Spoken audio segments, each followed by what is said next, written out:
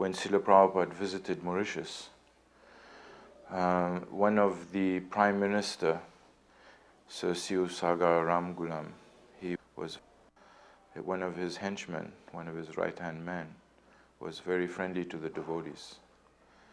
And Ramgulam, I mean, in Mauritius, the kind of apartheid mentality of South Africa spilled over in those days, although officially there was no apartheid. But still, most of the few French families were like employing the rest of the population. So when Ramgulam heard that Prabhupada was having white people bow down to him, they were really impressed. So they wanted Prabhupada to come. So Ramgulam asked the devotees, "You please draft a letter that will induce your spiritual master to come." So the devotees kind of gave a hint, and he wrote to Prabhupada, "Will your holiness please come and bless our island with, and please bring your Krishna consciousness movement. Head of state." Signed it and sent it.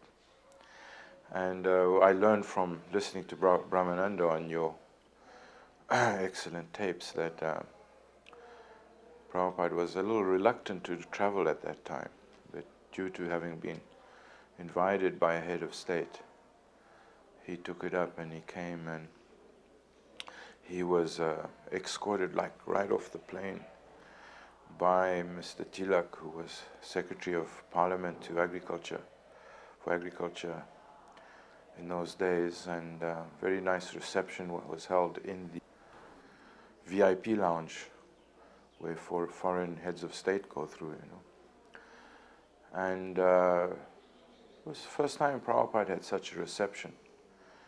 The first words out of his mouth, Yad Yadachristas Tata Divetaro Jana.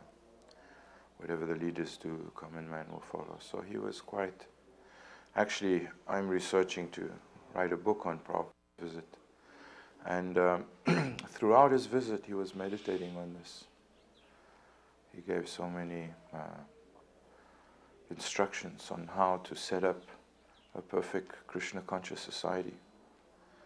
And actually Mr. Tilak, he brought about 40 members of parliament and diplomats, heads of state, to meet with Prabhupada. And for about 40 minutes, he gave them a blueprint of how to set up a perfect, ideal society. And then he had them send that tape back to Godhead magazine. And in January 1976, they printed a little excerpt of that. And then unfortunately, the tape's lost. It's no longer in the archives. But Srila Prabhupada very nicely says that Vedic society is based on love. And in a small place like Mauritius, a perfect society can be set up. He says in a highly industrialized state, now it's no longer possible, something to that effect. But he says in a place like Mauritius it can be done. And he said we don't have to invent anything new. The example is already given there of perfect Vedic societies in the Vedic histories. And he said that a perfect society is based on love, not on law. He says if the citizens love you, then they will automatically want to follow your laws. But first there must be love. So then we must put in the center. And he said Bhagavad-gita teaches that if we govern according to Bhagavad-gita, we'll get perfect society. It's very nice. Harisuri Prabhu was ill, and he was replaced by Godrum Das Brahmachari, a good friend of mine, and to massage, because Godrum was also one of the bodyguards, strong-bodied. And I remember Godrum coming and telling me, says, boy, Srila Prabhupada reads minds. On his first massage, he had been massaging Srila Prabhupada, and Prabhupada had a soft chest, and it made him think of women's breasts like that. And immediately Prabhupada said, he just opened his mouth and started saying that the allurement of the illusory energy takes the form of breasts of a woman. And Godrum was like devastated. Prabhupada could read his mind. He came back and he, God, I'm not qualified to do this service. Before reaching that place, an amusing incident happened was they forgot to bring Prabhupada's prasadam tiffin. So I think it was someone, Tamal maybe. I'd asked Hari Sori if it was him. He said no, he didn't remember that. We came back to the second class to us and asked us if we had anything that Prabhupada could take. So I had purchased some fruit and we sent that. And he told us this following story, that when Srila Prabhupada had been informed that his prasadam tiffin wasn't there, so he just didn't say anything. But then as the train was pulling out of one station, one samosa wala was going by the windows, garam samosa, garam samosa, garam samosa. And just as the train was pulling away, Prabhupada put out his hand and stole a samosa and popped it in his mouth. And then afterwards said, a sadhu never goes hungry. So, very lucky. Samosa wala was missing one samosa like that. I was amazed at Srila Prabhupada's being able to transcend his bodily condition. For example, I was there when, right near the end, and the Kaviraj, who they had flown up from Calcutta, one of the best. Prabhupada had a dream about this Kaviraj. And he was a really excellent Kaviraj. You could see he was dhira, he was a sober practitioner, very Brahminical like that, and very, very reverential to Prabhupada. And he was from the Sri Sampradaya, big white and red tilak. And one day he told, I got this second hand, from perhaps Hari Sori, but he said, you know, I had doubt that your Guru Maharaj was actually a Paramaham saint. But he said, I have assisted, thousands of people dying. And usually in this condition, when there's no more muscle and fat to cushion the nerves from being pressed against the bone, he said, people are in such agony that I have to administer morphine. And he says, your Guru Maharaj never manifests the slightest expression of pain. And I saw this, for example, in around April or so, March, April in Bombay. Srila Prabhupada's tooth had his whole jaw swell up. And like when we get toothache, we can't tolerate it. But Prabhupada just tolerated it.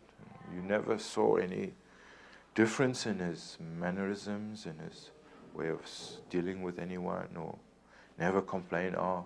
In fact, when the devotees, I remember that, him trying to induce him that to take care of his body, and Prabhupada wasn't agreeable. It was totally transcendental of being his body. So right up to the end like that, was very, very evident that Srila Prabhupada was a successful Ashtanga yogi, for me at least. That he had totally transcended his bodily conception. And he was a true living saint. Another very great saint that I had the great fortune to meet was Devraha Baba. And this was in 1978.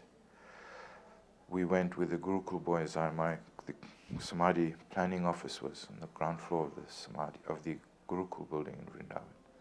So I came close with Yashodananda Swami. We went for the Magh Mela in Allahabad.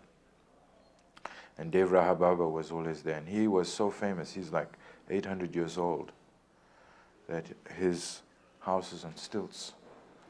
So when we went with the Gurukul kids, he came down. He never comes down because everyone tries to touch his feet.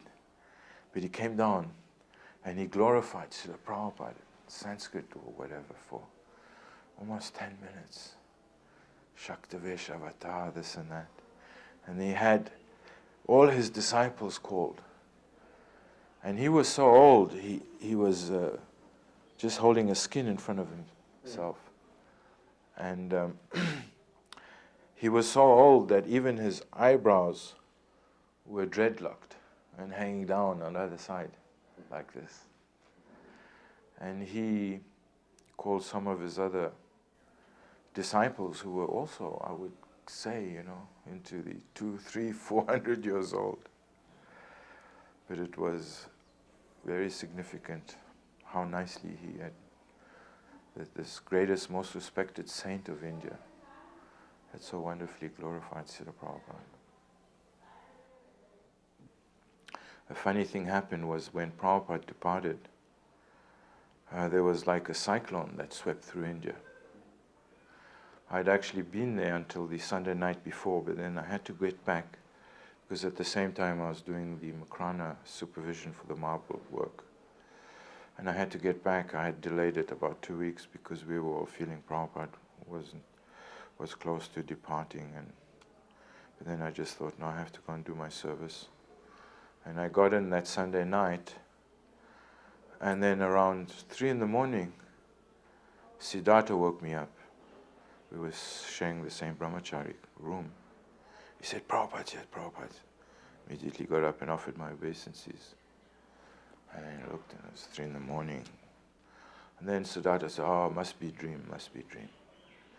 And then we tried to take rest again, and the next thing, this cyclone just swept through India. And this huge neem tree just keeled over. Wham! Just woke up the whole neighborhood there. And then the next morning we heard Prabhupada had departed. And our immediate amongst brahmacharis were thinking, wow, Prabhupada came and took his neem tree. But I remember in the newspaper, in the Bombay Times or whatever, that spoke of that very weird kind of snapstorm that had swept throughout India. And that in Madras they had a tidal wave. And on top of the tidal wave there were flames, and there was a photo of that right in the front page of the newspaper. And we were thinking, wow, how inauspicious the departure of a pure devotee, the symptoms are there. Jai Anilo Premadana Koruna Prachu